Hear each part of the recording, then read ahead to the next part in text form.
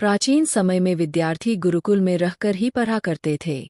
बच्चे को शिक्षा ग्रहण करने के लिए गुरुकुल में भेजा जाता था। बच्चे गुरुकुल में गुरु के सानिध्य में आश्रम की देखभाल किया करते थे और अध्ययन भी किया करते थे।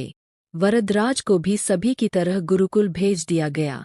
वहां आश्रम में अपने साथियों के साथ घुलने मिलने लगा, लेकिन वह पढ़ने में बहुत ही कमजोर था। गुरुजी की कोई भी बात उसके बहुत कम समझ में आती थी। इस कारण सभी के बीच वह उपहास का कारण बनता है। उसके सारे साथी अगली कक्षा में चले गए, लेकिन वो आगे नहीं बढ़ पाया। गुरुजी जी ने भी आखिर हार मानकर उसे बोला, बेटा वरदराज, मैंने सारे प्रयास करके देख लिए हैं। अब यही उचित होगा कि तुम यहाँ अपना समय बर्बाद मत करो। अपने घर चले जाओ और घरवालों की काम में मदद करो। वरदराज ने भी सोचा कि शायद विद्या मेरी किस्मत में नहीं है, और भारी मन से गुरुकुल से घर के लिए निकल गया। दोपहर का समय था। रास्ते में उसे प्यास लगने लगी। इधर उधर देखने पर उसने पाया कि थोड़ी दूर पर ही कुछ महिलाएं कुएं से पानी भर रही थी। वह कुएं के पास गया। वहां पत्थरों पर रस्सी के आने जाने से निशान बने हुए थे।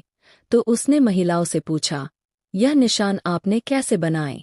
तो एक महिला ने जवाब दिया, बेटे, यह निशान हमने नहीं बनाए। यह तो पानी खींचते समय इस कोमल रस्सी के बार बार आने जाने से ठोस पत्थर पर भी ऐसे निशान बन गए हैं। वरदराज सोच में पड़ गया।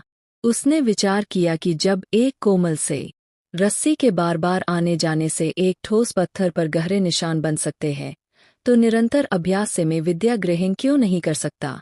वरदराज ढेर सारे उत्साह के साथ वापस गुरुकुल आया और अथक कड़ी मेहनत की।